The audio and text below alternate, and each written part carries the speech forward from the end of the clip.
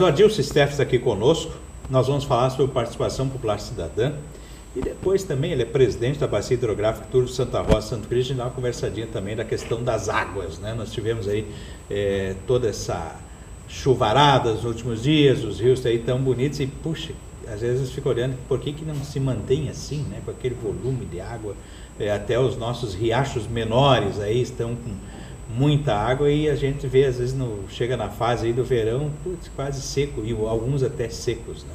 Mas, Adilson, nos fale sobre participação popular cidadã, você também integra aí o CORED, quais as informações que temos? Bom dia. Bom dia, Medina, bom dia para toda a população aqui da região e do mundo, né? Exato. Estamos na internet, né? Numa nova era, um novo tempo, né? E é importante a gente aproveitar esse espaço para difundir o que acontece aqui na nossa região, né? Um olhar no mundo, mas o pé local, né? Ficado aqui mesmo. Não podemos perder essa noção. Não podemos perder. Bom, aqui então agora acontece já há mais de uma década no Rio Grande do Sul esse processo da participação das pessoas nas decisões dos rumos do Rio Grande, né? Talvez isso tenha até ajudado nesse processo agora que nós estamos crescendo mais que o resto do país, né? Importante isso. Mas esse processo da participação popular e cidadã que está ocorrendo agora e vai estar acontecendo a fase final agora nos dias 2, 3 e 4, que é propriamente o processo da votação da população, né? Mas hoje está acontecendo uma reunião com todos os comudes, todos os municípios, vamos dizer assim, estão aqui no campus da Unijuí, onde estamos debatendo em conjunto os últimos encaminhamentos, passando as cédulas para cada município. E temos a registrar que esse ano temos mais algumas urnas fixas, né? Temos mais urnas volantes, mas principalmente mais cidadãos e mais organizações colocaram à disposição o seu computador para que a pessoa possa chegar lá e dar o seu voto também. E o interessante do processo, quando você vota no processo eletrônico, é que a apuração é instantânea, né? Não tem todo aquele processo depois de estar contando o voto, de estar carregando urna, então acaba desonerando um pouco aquelas pessoas que gratuitamente estão se colocando à disposição para colaborar nesse processo. E lembrar que cada voto que você dá, ele está garantindo no mínimo R$7 para a saúde para o seu município, né? Então, e esse 7 pode ser bem mais que isso se o seu município tiver uma boa participação, né? Do ano passado comparado com o ano passado, isso passa da casa dos R$50, pode chegar a cada voto de participação efetiva lá para a saúde do seu município. Então é importante as pessoas se conscientizarem que quanto mais elas participam, mais recursos elas estão trazendo e principalmente dando uma orientação para o governo do estado qual é a prioridade da nossa região e do seu município para que sejam tomadas as providências nesse sentido. Bom, Adilson, é que a gente sempre fala quando aborda aí a questão da participação popular cidadã, quando não tem dinheiro para fazer tudo, tem que ter prioridade. Assim é na vida pessoal também de cada um. Você pode querer, desejar muitas coisas, mas tem que saber o que você pode fazer e priorizar isso, porque senão nada acontece. É o que vinha acontecendo antes, né? Quer dizer, a visão, eu sempre digo, de gabinete é uma. Para quem vive a realidade aqui é outra. Às vezes a pessoa acha que está fazendo investimento acertado e para quem está aqui acha que não, mas nós precisaria mais de tal área ou outra. Então, quer dizer, é a chance que as pessoas têm de efetivamente participar e dizer, não, nós agora queremos mais segurança, mais saúde, mais educação, quer dizer, e aí vai indo, né? As prioridades e os investimentos vão acontecendo. Com certeza, esse é o objetivo desse processo, de a população dizer, né, e isso tem sido obedecido dentro dessa última, agora mais de uma década, né, vamos para 12 anos nesse processo, onde a população tem dito, e isso depois, às vezes com mais demora ou menos demora, também acaba se colocando recurso. Desde que o passivo hoje, aquilo que não foi pago nos governos passados, ou por falta de projeto, por A, B ou C motivos, né, isso está diminuindo. Hoje, inclusive o recurso colocado para o orçamento 2014, que foi votado ano passado, né, que era de 3 milhões, passou da casa dos 4,5 milhões. Quer dizer, foi colocado mais recurso, é porque foi saldado um pouco das dívidas do passado, né? Não só desse governo, mas como de governos anteriores também. Então esse é um processo importante que dá mais credibilidade e uma demonstração clara da aposta, né, dos governos sucessivos e desse governo também, no processo de acreditar esse processo, de a população dizer, né, e dela ser levada realmente a sério. Então, esse processo é importante. E esse ano, aqui na nossa região, nós decidimos que o acréscimo que foi dado em cima da saúde, ele vai como prêmio. E esse prêmio é aquilo que eu falava anteriormente, no mínimo, baseado na votação do ano passado, de R$ 7,00. Se for exatamente o número de votantes do ano passado, vai dar R$ 7,90. Nós acreditamos que mais pessoas vão votar, então nós reduzimos um pouco aí para casos, no mínimo R$ 7,00 por cada voto colocado na urna, tanto eletrônica quanto física, que vai ser destinado para a saúde. Mas todos os outros segmentos também são importantes, né? A educação, saúde, hoje aqui no município de Santa Rosa tem sido bastante apostado também na questão do saneamento básico, né? Da habitação, da agricultura, da irrigação, né? São muitos os segmentos que estão sendo apostados esse ano, né? Então, são, no total, de 19 votos possíveis, o cidadão, nas demandas da primeira parte da cédula, inclusive a gente tem uma cédula aqui, é um modelo de cédula, né? Onde poderá ser feita a votação. Na primeira parte são 19 possibilidades, onde a pessoa poderá dar 4 votos, nas primeiras 4 demandas. Nesse primeiro quadro, haverá a possibilidade de se colocar recurso. Nesse, então, vai ter dinheiro. Na parte de baixo, que é o campo 2, são apenas 5 possibilidades e o cidadão poderá votar em 2 deles. Nesse, você vai estar dizendo para o governo do Estado aquilo que ele deverá desenvolver projeto e qual a sua prioridade na região como um todo, né? Então, o que o Estado mais deve apostar? E não, a gente não está dizendo aqui quanto recurso, mas sinalizar para o governo do Estado qual é a nossa prioridade. Então, dentro delas, na área da saúde, segurança pública, meio ambiente e recursos hídricos, irrigação, infraestrutura e logística, né? Então, são esses os possíveis votos aí para sinalizar dentro da nossa região. Então, isso aí foi reduzido para esse campo, então, se tornar mais possível a votação, dentro, então, das etapas anteriores, iniciando pela Assembleia Regional, depois das Assembleias Públicas Municipais, que apontaram essas demandas, e aí depois, dentro delas, quantas vezes elas se repetiram, e agora, há poucos dias atrás, novamente uma Assembleia Pública Regional com os delegados eleitos nas Assembleias Públicas Municipais, onde se definiu essa cédula e as possibilidades de votação. Adilson, essa cédula é o resumo de tudo que se levantou aí nos comunes, né? Exatamente. Ela está aqui, sintetizada, as prioridades, e agora tem que participar e realmente votar. Então, cada município tem que fazer a sua mobilização, né? As pessoas pensarem aí, porque ela contempla de forma geral participar. Como se falava antes, nós temos 2, 3 e 4. Preferencialmente, que as pessoas utilizem a internet, é muito mais rápido, né? Mas quem ainda optar pela cédula normal, de papel, tranquilo, se é assim que desejar. Mas é muito fácil o processo, né? Porque você em casa pode, estando com a internet ali, acessa a página, você já faz o voto e pronto, né? Coloca aí os seus dados. Também quem ou colaborar, deixar um computador aí com acesso feito, olha, quer votar, convidar os amigos ali, os vizinhos, né? Ó, vamos votar porque isso aqui é mobilização de recursos para a nossa região. Acho que essa participação que é importante agora, 2, 3 e 4 de junho, né? Com certeza, inclusive pode ser feito via tablet, no celular, smartphone, né? No computador, e o endereço eletrônico é www.participa.rs.gov.br. Então, acessando esse endereço eletrônico, você vai poder estar votando. Lembrando que é possível, vai ser solicitado aí os seus documentos para que não haja duplicidade, né? Exato. Para ter uma seriedade na votação. Tem que se identificar. Lá ele também, pelo teu número do título de eleitor, ele também vai acabar identificando qual é o município, né? Então, você vai estar realmente votando lá para o teu município através desse campo importante, que é o do título de eleitor, né? Então, é importante a gente estar participando, né, desse processo, né? Porque nada mais importante do que a gente participar da construção do nosso Estado, né?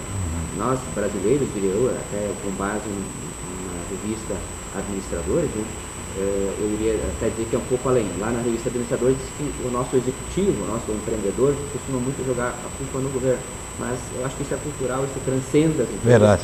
a gente gosta de jogar a culpa no governo, mas a gente não participa, não põe a culpa na gente mesmo. Então, vamos participar, vamos dizer para o governo o que é importante para nós e depois cobrar também para que isso seja executado. Então, primeiro, é importante participar. Jogar a culpa nos outros é muito fácil, né? E tem que assumir a participação, o que eu fiz para isso ser diferente. Bom, então está tudo aí. Hoje os municípios já estão levando seus materiais, vão organizar os locais de votação. É só realmente ficar atento para o dia 2, 3 e 4 efetivar o voto lá. Bom, Adilson, antes falamos de Cored, né? Mas rapidinho uma conversa sobre a nossa bacia hidrográfica aqui. Nós tivemos aí um volume bem expressivo de chuvas nos últimos dias, né?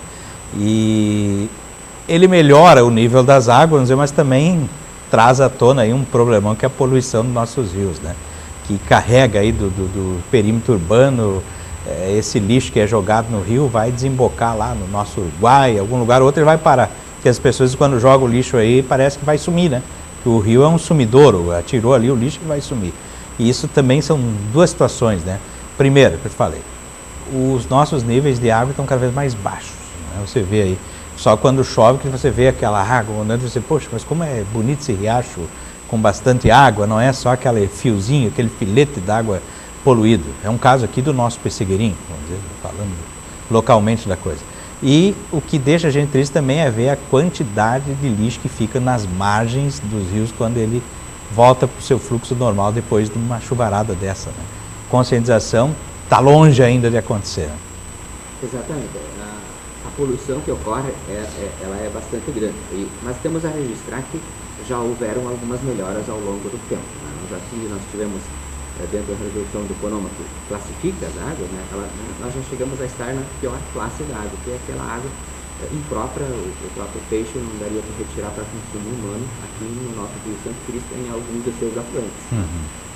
Mas isso tem melhorado, está melhorando, né? Graças aos investimentos que têm sido feitos na nossa região, dentro do tratamento adequado dos resíduos sólidos, que muitas vezes a gente esquece, né? As pilhas, os metais pesados muitas vezes vêm por aí, né? A nossa indústria tem tratado seus resíduos também, não é mais como era há muitos anos atrás, onde isso não era tratado. E também a prática da agricultura, né, também tem sido alterada. Embora temos registrado ainda temos registrado a presença de alguns subprodutos, né, daquilo que é aplicado na agricultura dentro dos nossos rios, né, mas hoje não temos mais organoclorados, né, que tínhamos lá nos anos 70, nos anos 80, temos a presença de organoclorados, mas ainda temos hoje a presença de alguns outros subprodutos de alguns pesticidas, herbicidas, enfim, que têm sido aplicados. Quer dizer, resíduos que vão para a água do rio. Mas um outro debate muito importante, penso eu, ele transcende um pouco a questão da bacia hidrográfica do Turvo Santa Rosa de Cristo, que é a bacia do Uruguai, que é uma bacia federal, né? Ela é interestadual e internacional, né? Mas como a questão da bacia hidrográfica é uma lei brasileira, né? Então a gente sempre trata do lado de cá, né? A gente conversa com os irmãos, né? Com o pessoal da Argentina, mas enfim, a nossa lei ela se reserva ao território nacional. Só pode atuar até o meio do rio. Mas não nos impede de dialogarmos com quem mora do outro lado e a gente buscar soluções em conjunto. Mas a lei, né, que trata, ela é nacional. Né? Então, quando você vai oficialmente para o outro lado, né, aí entra o Itamaraty na conversa. Né? Então, a gente tem que dialogar e temos, inclusive, a grata satisfação de dizer que a gente faz parte hoje, a nível nacional, de um comitê, de uma Câmara Técnica que trata das águas, daquelas situações que nem essa aqui do Uruguai, quando trata também com outros países, né? Então a gente agora faz parte dessa Câmara Técnica em Brasília, representando a ESD, a Associação Brasileira de Empresas de Saneamento. E é importante a gente discutir isso, porque aqui na nossa região nós temos agora a construção de barragens importantes que impactam, e isso é um conflito de uso da água. Tanto, por um lado, quem é o usuário da água aí? As centrais hidrelétricas, como pretendentes de uso dessa água, né? A população ribeirinha que vai ser atingida, ela é usuária da água, né? A agricultura se pratica, tem cidades aí nessa região, e o meio ambiente também é usuário da água. Exato. Então, todo esse conflito aí de usos diferentes, né? E todos eles importantes, um mediador importante nesse processo é o Comitê de Bacia Hidrográfica, inclusive já consta em lei federal e estadual delegado a ele como primeiro mediador, né? E a gente então está querendo entrar nessa briga, né? Através da instituição do Comitê Federal, que nós ainda não temos, né? Então, nas soluções locais, né, das pequenas barragens que foram construídas aqui para as centrais hidrelétricas da nossa região, o comitê ele sempre esteve presente e um bom mediador de conflito, né? Uma boa experiência então nesse processo, para que não fique só um jogando pedra no outro, mas enfim tenha alguém no meio mediando e costurando a melhor solução para a região. As pessoas têm que ter consciência porque, afinal, nós dependemos da água para viver. E parece que não tratamos ela assim, né? Se joga tudo que é coisa aí nos rios, quando vê aí alguns mutirões de limpeza, fica impressionado com o que se encontra nos rios. É pneu, é televisor, coisas altamente poluentes que estão jogadas lá dentro do rio. E a outra, Adilson, até uma entrevista já fazia muitos anos atrás, a questão, se discutia isso, a questão aí do nível das águas. As nossas águas estão se aprofundando muito. Você vê hoje assim a lâmina d'água de alguns rios, né, bem mais baixas. No próprio verão, o nosso Uruguai, que é essa potência, vamos dizer aqui, chega a níveis às vezes preocupantes, que dá para passar a pé para a Argentina. Né? Quer dizer, o que fazer? Aí começam as grandes questões para reter um pouco dessa água, garantirmos água aqui para a nossa região. Olha que você vê lá a questão de São Paulo, lá uma coisa complicada, hein? As reservas d'água deles secando, né? O Cantareira lá quase no zero e a população já entrando em pânico agora, se dando conta da situação que está provocada. Quer dizer, aqui também, acho que o pessoal tem que começar a discutir, não precisamos chegar nesse ponto, né? De termos uma crise de abastecimento de água, vamos dizer, e sim, acho que o diálogo, como o senhor colocou, é o melhor caminho, achar aí as soluções e que sejam boas para todos, né? Além da questão dos rios que estão baixando, a sua média histórica está reduzindo, né? Claro, historicamente sempre tivemos, isso se olharmos há 1 milhão de anos atrás, nós tivemos, e é próprio do Rio Grande do Sul, essa questão de termos períodos de grande estiagem.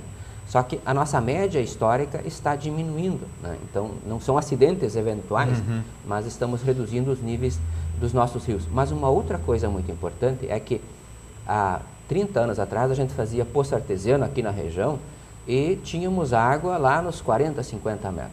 Né? Hoje isso é eventual, isso é raro. Né? Nós hoje estamos passando da casa dos 200 metros de profundidade. Municípios aí onde a gente tem que ultrapassar os 300 metros de profundidade. É porque nós estamos captando mais água desses lençóis do que a capacidade de infiltração. Né? Então nós temos que rever os usos que a gente faz da água. Nós estamos usando realmente naquilo que é necessário?